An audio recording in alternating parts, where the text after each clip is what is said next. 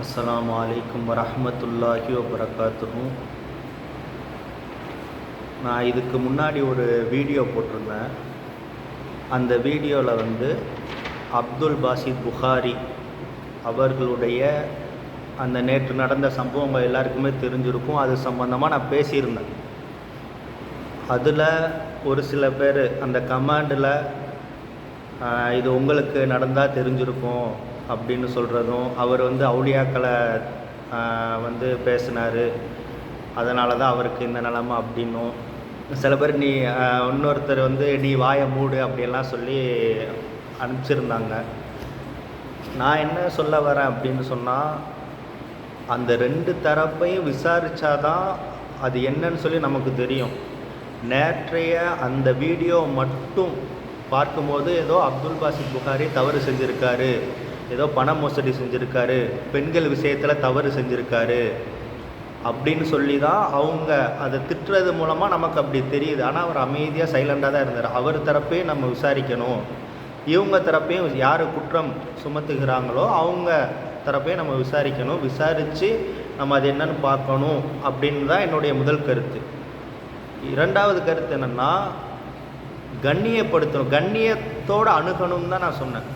ஒருத்தங்க தவறே செஞ்சுருந்தா கூட அதை எப்படி அணுகணும் அப்படின்னு சொல்லி இருக்குது. அதை நம்ம அவங்களுடைய கண்ணியத்தை எந்த வகையிலே நம்ம பால்படுத்திடக்கூடாது. ஏன்னா அவர் ஏதோ காலேஜ் முடிச்சுட்டு அப்படியே இருந்தார். அப்படியே இருந்தாலும் கூட அவர் காலேஜ் முடிச்சுட்டு அப்படியே ஒரு அவர் முஸ்லீம், அவருடைய கண்ணியத்தை பாதுகாக்க வேண்டியது முஸ்லீம் ஆகிய நம்ம எல்லாருடைய பொறுப்பும். அதை நம்ம விளங்கிக்கணும்.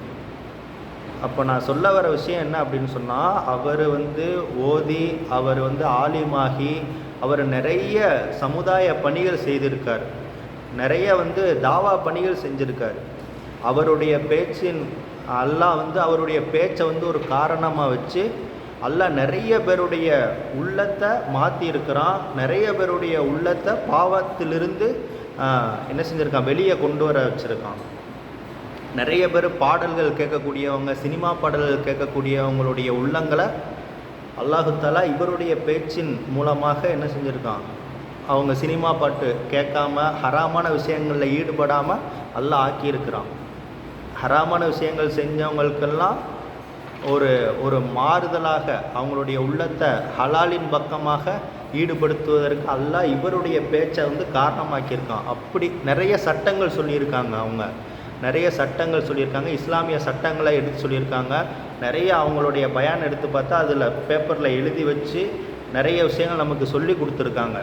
அப்போ அப்படிப்பட்ட ஒரு ஆலிமை, அப்படிப்பட்ட ஒரு ஹஜ்ரத்தை நம்ம கவனமாக கையாளணும் அப்படிங்கிறது தான் என்னோட கருத்து. அவர் தவறே செஞ்சுருக்கட்டும், அவர் தவறே செஞ்சுருந்தா கூட அவர் ஆலிமாக இருக்கிறாரு அப்படிங்கிற பட்சத்தில் நம்ம அவரை கண்ணியத்தோடு அவரை அணுகணும்.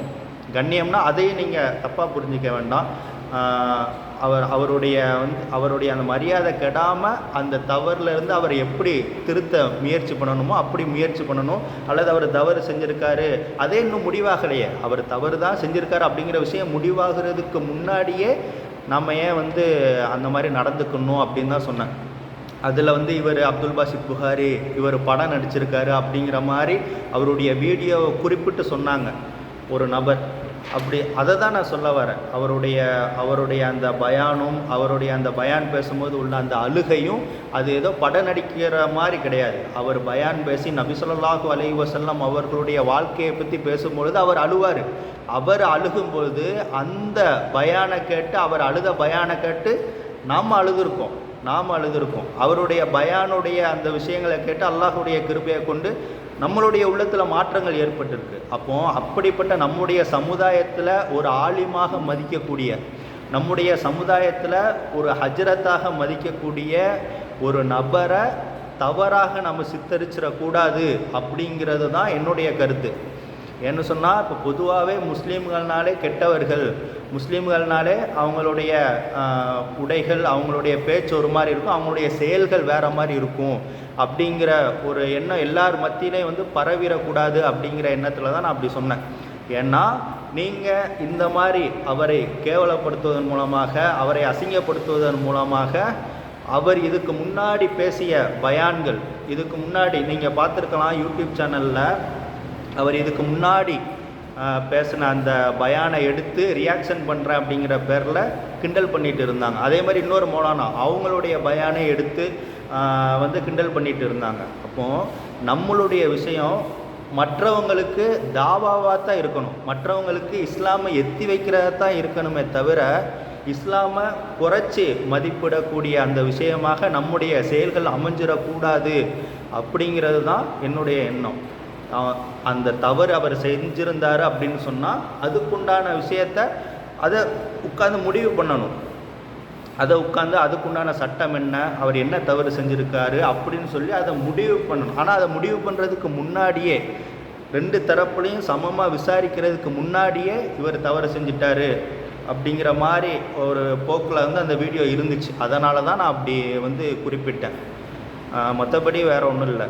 அவருடைய கண்ணியம் வந்து பாதுகாக்கப்படும். நீங்களே பாருங்கள், நீங்களே அந்த வீடியோவை பாருங்கள். அதில் அவர் எப்படி நிப்பாட்டப்பட்டிருக்காரு, அந்த கூட அவரை சூழ்ந்து இருக்கக்கூடிய பேச்சுகள் எப்படி இருக்குது, அவர் பக்கம் அப்படின்னு சொல்லிட்டு அவர் மட்டும் தனியாக நின்றுட்டு வந்து சொல்லிக்கிட்டு இருக்கார். அவர் மட்டும் தனியாக நின்று 2-3 வார்த்தைகள் பேசுகிறாரு, அதுவும் சரியாக கேட்கல அவர் என்ன பேசுகிறாருன்னு சொல்லி ஒரு போலீஸ் வந்தார், அதில் பைக்கில் ஏறிட்டார் அவர். அப்போ நம்ம சொல்ல வர்றது என்ன அப்படின்னு சொன்னால், அது அணுகிற முறை, அவர் தவறே செஞ்சுருந்தாலும் கூட அது அல்லாஹ் தான் அறிவான், அது அல்லாஹ்வுக்கும் அவருக்கு உண்டானது. அதுக்கு யாராவது பாதிக்கப்பட்டிருந்தாங்க அப்படின்னு சொன்னால் அதுக்கு முறைப்படி அதை எப்படி வந்து நம்ம அந்த விஷயங்கள் செய்யணுமோ அதை செஞ்சு அந்த அநீதி இழைக்கப்பட்டிருந்தாங்க அப்படின்னு சொன்னால் அதுக்குண்டான நீதியை வந்து அல்லாஹ் கொடுப்பான். அதை அல்லாஹ் எப்படினாலும் வெளிப்படுத்தி தான் தீருவான். சரியா? அல்லாஹ் நீதியாளன், எப்படினாலும் அவங்களுக்கு நீதி கிடைச்சிரும். ஆனால் அவரை வந்து கேவலப்படுத்துறது, அதில் குறிப்பிட்டிருப்பார் ஒரு நபர் வந்து இவருடைய நாத்தை எங்களுக்கு தான் தெரியும் அப்படின்னு சொல்லி குறிப்பிட்டிருப்பார். அப்படியெல்லாம் எதுவும் இல்லாமல் எவ்வளோ பெரிய பெரிய விஷயங்கள் நடக்கு, எவ்வளோ பெரிய பெரிய தவறுகள்லாம் செஞ்சுட்டு அதை 4 செவத்துக்குள்ளே முடிச்சிடுறாங்க எந்த பிரச்சனையும் இல்லாமல். ஏன் அசிங்கப்பட்டுறக்கூடாது, இந்த விஷயம் வெளியில் தெரிஞ்சுது அப்படின்னா நம்முடைய சமுதாயத்துக்கு அவமானம்னு நினைக்கிறாங்க. மற்ற மக்கள் அப்படி தான் நினைக்கிறாங்க. அப்படி இருக்கும்போது ஒரு கண்ணியமிக்க ஒரு ஆலிமை தாவா பணி செய்து கொண்டிருந்தவரை, அப்படிப்பட்ட நபரை இந்த மாதிரி பார்க்கறதுக்கு சங்கடமாக இருக்குது. இதை நீங்கள் வீடியோ எதுவுமே எடுக்காமல் அவங்களுடைய கண்ணியத்தை பாதுகாத்து இதை 4 செவத்துக்குள்ளே அல்லாஹ் பார்த்துட்ருக்கான், அல்லாஹ் எல்லாத்தையும் பார்த்துட்ருக்கான். இந்த 4 செவத்துக்குள்ளே அவருடைய விஷயங்களை ஈஸியாக முடிச்சிருக்கலாம். அவர் தவறே செஞ்சது, அவரை வந்து நீங்கள் போலீஸில் பிடிச்சி கொடுக்குறீங்க அப்படின்னு சொன்னால் இதை வந்து எந்த ஒரு வீடியோவும் எடுக்காமல் இதை சாதாரணமாக முடிச்சிருக்கலாமே. நீங்கள் நேராக போலீஸ் ஸ்டேஷன் போய் கம்ப்ளைண்ட் பண்ணி அதை வீடியோ எடுத்து அந்த வீடியோவில் வந்து அவரை வந்து திட்டுறது அப்படிங்கிறது ஒரு சமுதாயத்தில் வந்து ஒரு உயர்ந்த அல்லாஹ்வுடைய கிருபையால் உயர்ந்த அந்தஸ்தில் இருக்கக்கூடிய ஆலிம் அவர். அந்த ஆலிமை இப்படி நடத்துகிறாங்க. அப்போ எல்லா ஆலிம்களும் இப்படித்தான் போல இருக்குது, இவங்க எல்லாருமே நல்லவங்க மாதிரி இருப்பாங்க. அடுத்து இவங்களுடைய ஏன்னா நான் எதுக்கு சொல்ல வரேன் அப்படின்னா, இது மற்றவங்களுக்கு எப்படி வந்து இதாகுது. இப்போ எனக்கு தெரிஞ்ச ஃப்ரெண்ட்ஸ் இருக்காங்க. இப்போ எனக்கு தெரிஞ்ச கௌதம் இருக்கார், எனக்கு தெரிஞ்ச பிரதீப்னு ஒருத்தர் இருக்காருன்னு வச்சுக்கோங்க, எனக்கு தெரிஞ்ச ஒருத்தங்க ஸ்டீவன் ஒருத்தங்க இருக்காங்கன்னு வச்சுக்கோங்களேன். இப்போ அவங்கள்ட்ட நான் இவரை பற்றின அந்த வீடியோக்கெல்லாம் நான் அனுப்பிச்சி வச்சுருப்பேன். அப்படி அனுப்பிச்சி வச்சுருக்கும்போது ஒரு தாவாவின் அடிப்படையில் நான் அனுப்பிச்சி வச்சுருப்பேன்னு வச்சுக்கோங்களேன். இப்போ இந்த வீடியோவை அவங்க பார்க்கும்போது அவங்க என்ன நினைப்பாங்க நீங்கள் யோசிச்சு பாருங்கள். அப்போ வந்து எல்லாமே தப்பாக போதில்ல, அதை தான் நான் சொல்ல வரேன். இது யாருக்கும் தெரியாமல் அல்லாஹ்வுடைய கிருபையால் இந்த பிரச்சனைக்கு ஒரு சொல்யூஷன் நம்ம வந்து கையாண்டு இருக்கணும் அப்படின்னு தான் என்னுடைய கருத்து. மற்றபடி அவர் தப்பு செஞ்சாரா செய்யலையா அது எனக்கு தெரியலை. அந்த தரப்பினர் வந்து அந்த அமைப்பினர் வந்து அவங்க மேலே வந்து எந்த எதுவும் இஷ்யூ இருக்குதா அப்படிங்கிறது எனக்கு தெரியலை. யார் பக்கம் நியாயம் இருக்குதுன்னு எனக்கு தெரியல. நான் சொல்ல வந்தது, ஒரு ஆலிமை நீங்கள் வந்து அணுக வேண்டிய முறையில் அணுகாமல் அவங்களுடைய ஒரு அது எப்படி சொல்லன்னு எனக்கு தெரியலை. அது என்னுடைய வருத்தம் உங்களுக்கு எப்படி நான் சொல்லன்னு எனக்கு தெரியலை. அல்லாஹ் போதுமானவன், அல்லாஹ் இருக்கான்.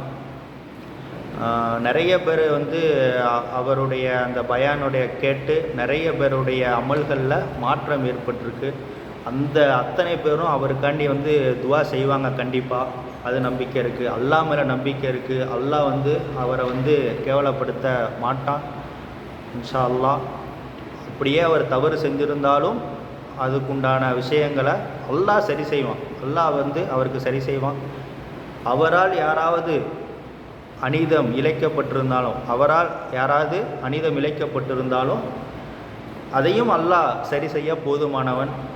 அதனால் நம்ம சொல்லக்கூடிய கருத்து யாராக இருக்கட்டும், அவர் ஆலிம் அப்படிங்கிறத தாண்டி அவர் ஒரு முஸ்லீம். அப்போ ஒரு முஸ்லீமையே நம்ம கண்ணியப்படுத்தணும், அவங்களுடைய தவறுகளை மறைக்கணும். ஒரு முஸ்லீமுடைய உள்ளத்தை காயப்படுத்துறது எவ்வளோ பெரிய தப்பு அப்படின்னு இருக்கும் பொழுது, அவர் ஆலிமாக இருக்கிறாரு, நிறைய தாவா பணிகள் செஞ்சு கொண்டு இருக்கிறாரு.